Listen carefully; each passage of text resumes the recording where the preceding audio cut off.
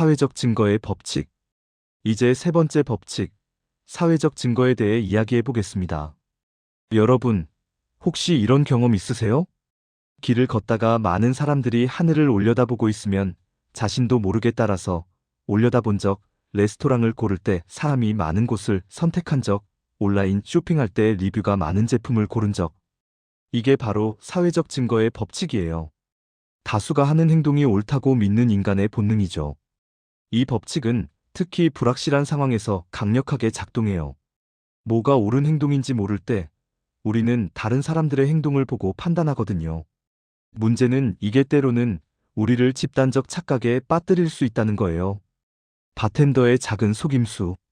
사회적 증거의 법칙이 어떻게 활용되는지 아주 간단하면서도 교묘한 사례부터 시작해 볼게요. 스탠드바나 카페에 가보시면 카운터 옆에 팁병이 있죠? 그런데 영업 시작 전에 바텐더들이 하는 일이 있어요.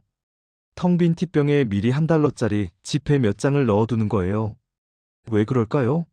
다른 손님들도 팁을 남긴다는 사회적 증거를 만들어내는 거죠. 바텐더에게 팁을 주는 것이 적절한 행동이다라는 메시지를 전달하는 거예요. 이 단순한 방법이 얼마나 효과적인지 아세요? 미국 서비스업계 연구에 따르면 빈 팁병으로 시작, 평균 팁 23%, 미리 돈을 넣어둔 팁병, 평균 팁 67%, 무려 3배 차이가 나요. 현재 우리 주변에서 볼 수 있는 비슷한 사례들. 가장 많이 팔린 메뉴라는 표시, 고객 만족도 1위 스티커, 베스트셀러 리본, 무섭게 성장하는 카피. 지금 3명이 보고 있습니다 메시지. 모두 인위적으로 만들어진 사회적 증거들이에요. 가짜 웃음이 효과적인 이유. TV 시트콤의 가짜 웃음에 대해 이야기해 볼게요. 여러분도 짜증나죠? 설문조사를 해보면 90% 이상이 바보 같고 가짜 티가 너무 난다고 비판해요. 그런데 제작진들이 계속 사용하는 이유가 뭘까요? 바로 효과가 있기 때문이에요. 1974년 UCLA의 로버트 프로빈 교수가 한 실험 결과를 보세요. 가짜 웃음이 있을 때 재미인식이 30% 증가, 시청자들이 2.5배 더 자주 웃음, 프로그램 선호도 47% 상승. 가짜 웃음이 없을 때 객관적인 평가는 더 좋았지만 실제 웃음과 재미는 현저히 감소. 왜 이런 일이 벌어질까요? 우리 뇌는 다른 사람의 웃음소리를 들으면 자동으로 재미있다는 신호로 해석해요. 심지어 그게 가짜라는 걸 의식적으로 알고 있어도 말이에요. 이건 감정 전염 현상 때문이에요. 거울 뉴런이 작동해서 다른 사람의 감정을 무의식적으로 따라하게 되는 거죠. 유튜브 크리에이터들이 웃음소리를 편집에 넣는 이유, 팟캐스트에서 진행자들이 과장되게 웃는 이유도 바로 이거예요. 사회적 증거의 법칙. 사회적 증거의 법칙을 정확히 정의해 볼게요. 핵심 원리 무엇이 옳은가를 결정하기 위해 우리는 다른 사람들이 옳다고 생각하는 것을 따라합니다. 특정 상황에서 어떤 행동이 적절한지는 얼마나 많은 사람들이 그렇게 행동하는가로 판단해요. 왜 효과적인가? 1. 대부분의 경우 실제로 올바름, 다수의 행동은 정말로 올바른 경우가 많아요. 수천 년간 진화해온 집단 지혜거든요. 2. 빠른 의사결정 가능. 모든 상황을 처음부터 분석할 필요가 없어요. 다른 사람들의 행동을 보면 즉시 판단할 수 있어요. 3. 실수 확률 감소. 혼자서 판단할 때보다 실수할 가능성이 줄어들어요. 4. 인지적 노력 최소화. 복잡한 분석 과정을 생략할 수 있어서 뇌의 에너지를 절약할 수 있어요. 약점. 바로 이 자동적 반응이 조작될 수 있다는 거예요. 가짜 사회적 증거에도 우리는 자동으로 반응하거든요. 실제 활용 사례. 아마존의 이 상품을 구매한 고객들이 함께 구매한 상품. 넷플릭스의 다른 사용자들이 좋아한 콘텐츠. 에어비앤비의 슈퍼호스트 배지. 우버의 별점 시스템. 인스타그램의 좋아요 수. 제노베스 살인 사건. 38명의 침묵. 이제 사회적 증거의 법칙이 얼마나 위험할 수 있는지 보여주는 충격적인 사건을 소개할게요. 1964년 3월 13일 새벽 뉴욕 퀸스구에서 일어난 일이에요. 28세의 키티 제노베스가 괴한에게 습격당했어요.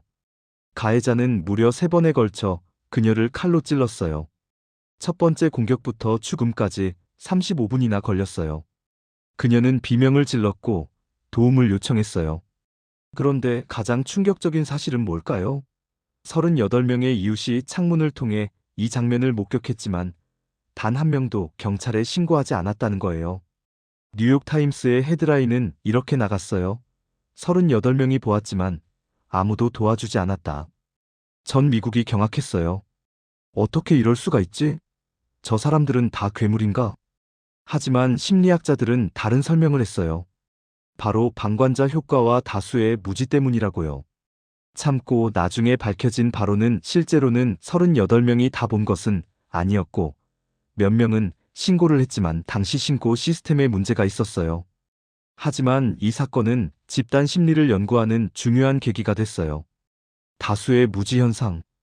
제노베스 사건을 심리학적으로 분석해 볼게요. 두 가지 심리적 메커니즘이 작동했어요.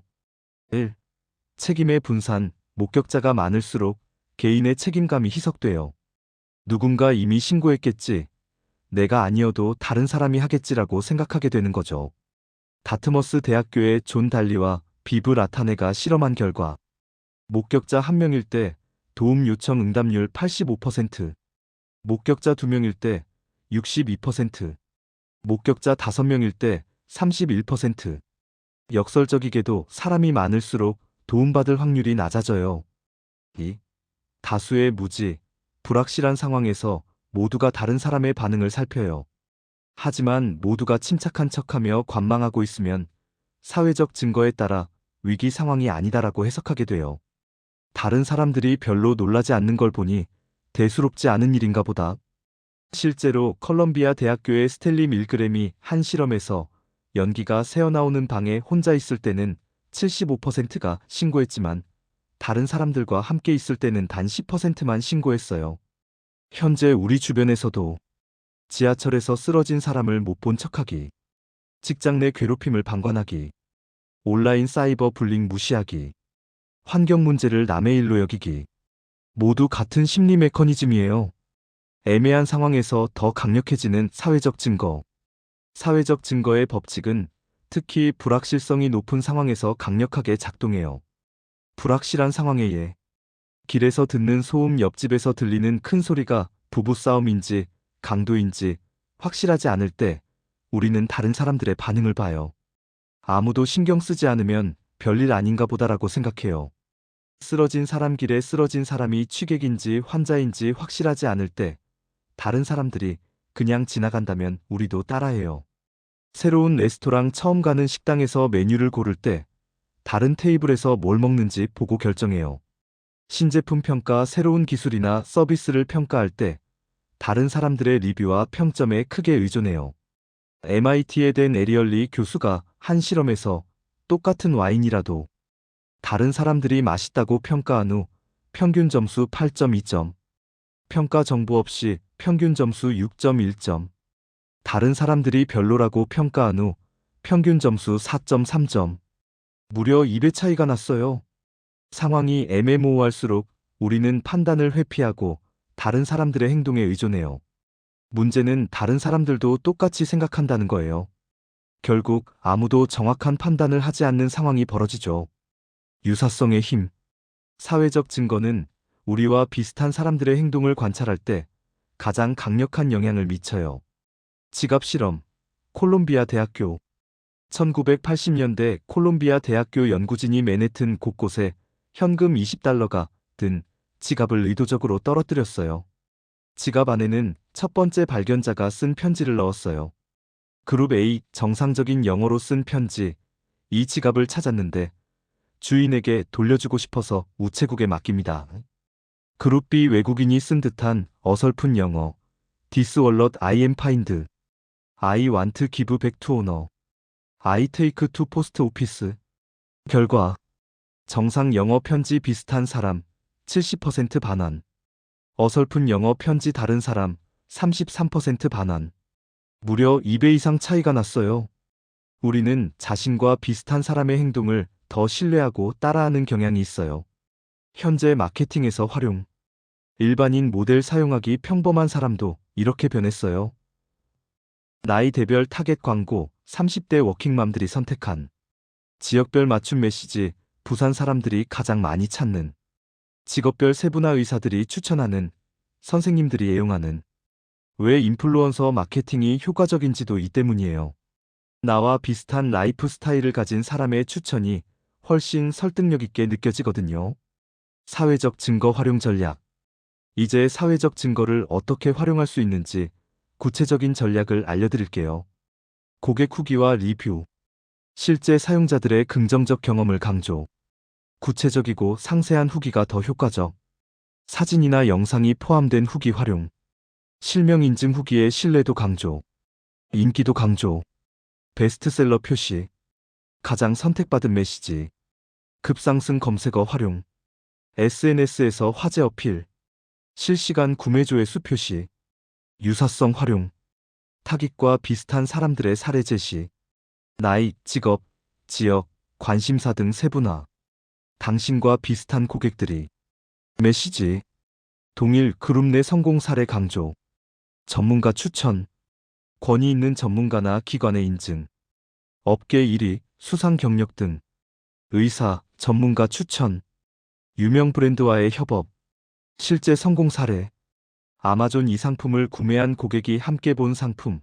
매출 35% 증가. 에어비앤비 슈퍼호스트 배지 시스템.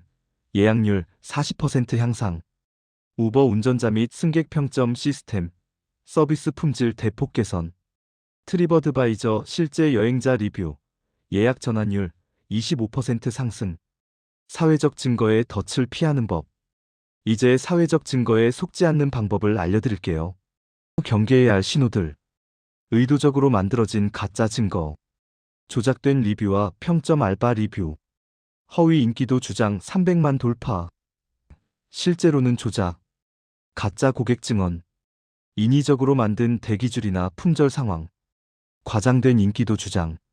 구체적 근거 없는 1위 주장. 애매한 기준의 베스트 표시. 검증 불가능한 통계 수치. 기간이나 범위가 불분명한 순위. 현명한 판단법. 출처의 신뢰성 확인. 리뷰 작성자의 정보 확인 실명. 구매 인증. 여러 플랫폼에서 교차 검증. 지나치게 긍정적이거나 부정적인 극단적 평가 의심. 짧은 기간에 몰린 리뷰들 주의. 다양한 의견 탐색. 한 곳의 의견만 보지 말고 여러 소스 확인. 반대 의견이나 부정적 리뷰도 함께 검토. 전문가 의견과 일반인 의견 모두 참고. 자신의 필요와 가치 우선. 남들이 좋다고 해서 나에게도 좋은가? 자문. 자신만의 평가 기준 세우기. 충동적 결정보다는 신중한 고려. 맹목적 추종 자제. 모든 사람이 하니까 나도 사고 경계. 독립적인 판단력 유지. 트렌드를 따르되 맹목적으로 따라하지 않기. 핵심 원칙. 사회적 증거는 유용한 참고 자료이지만 최종 결정은 자신의 상황과 필요에 맞춰 내리세요.